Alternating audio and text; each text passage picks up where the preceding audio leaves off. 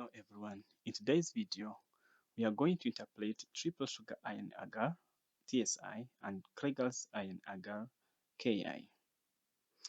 Triple sugar ion agar is a test that has three sugars: lactose, which is 1%, sucrose, which is 1%, and glucose, which is 0% of the agar medium, and also agar as solidifying agents in the medium.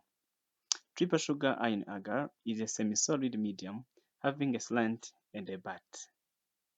Both triple sugar ion agar and Kligler's ion agar are useful in the identification of gram-negative enteric bacteria, and the formula for triple sugar ion agar and Kligler's ion agar are identical except that Kligler's ion agar contain only two carbohydrates, which is glucose 0.1% and also lactose, which is 1%. Lactose is present in a concentration 10 times that of glucose in both media. Iron, which is also in ferrous sulfate state, and sodium sulfate are added to detect production of hydrogen sulfide gas, or H2S. Also, there is a phenol red, which is used as a pH indicator, which is yellow below pH of 6.8, which of course acidic medium, the pH indicator turns to yellow, and in an inoculated medium is red because the pH is buffer, which is around 7.4. Both triple sugar ion and Kligler's ion agar are useful in detecting the ability of microorganisms to ferment glucose and lactose in Kligler's ion agar, as well as glucose, lactose, or sucrose in triple sugar ion agar, and to produce gas from fermentation of sugars and to detect the production of hydrogen sulfides.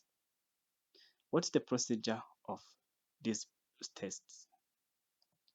Both triple sugar ion agar and Kligler's ion agar are poured on a slant, and the slant portion is aerobic.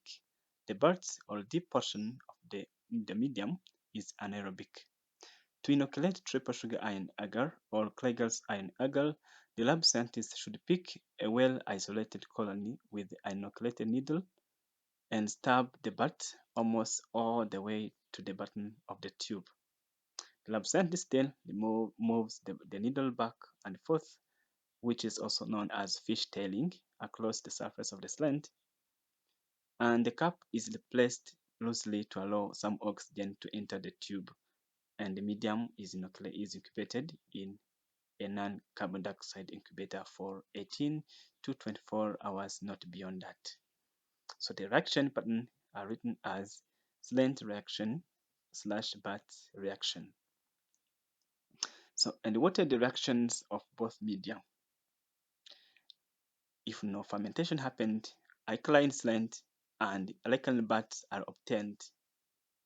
And if glucose is the only sugar that was fermented, no lactose, or no sucrose for triple sugar ion fermentation, it will give alkaline slant and acid butt.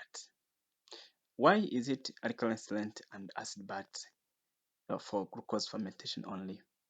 Due to the little glucose concentration, which is 0.1%, acid produced is not able to maintain yellow trend of the indicator beyond 12 hours, which when it is consumed, bacteria begin to use peptone, which will yield alkaline that changes slant to deep red. But however, fermentation of glucose, which is anaerobic, in the buds produce larger amounts of overcoming of acid that will overcome alkaline effects of peptone degradation. Therefore, the butt remains acidic or yellow. But when lactose or sucrose, either of them or both of them, are fermented, there will be acid, slant, and butt. The acid production from the fermentation of additional sugar, which is the additional sugar to glucose, either sucrose or lactose, is sufficient to keep both the slant and the butt acidic or yellow in color. And when examined at the end of 18 to 24 hours of incubation, they will give acid butt and acid slant, which will both look yellow in color. What happens when hydrogen sulfide is produced? There will be alkaline slant and acid butt, with hydrogen sulfides in buds if that happens, or there will be acid buds and acid slant with hydrogen sulfides in both in buds or in both slants and buds. Hydrogen sulfide is formed from sodium thiosulfate and requires an acidic environment, but being a colorless gas, the indicator ferrous sulfate is necessary to detect the production of this acid visually. In some cases, the buds of the tube is completely black, which will obscure the yellow color from sugar fermentation, and of course the buds will look black. Gas production. What happens if gas is produced or if no gas is produced? The production of a gas results in the formation of bubbles or splitting of the medium in the buds or complete displacement of the medium from the bottom of the tube. Then you will be able to indicate the gas production when you see that the medium is lifted from the bottom or there is a split or bubbles in the medium, especially of course in the bud. Thank you so much for watching the video. We'll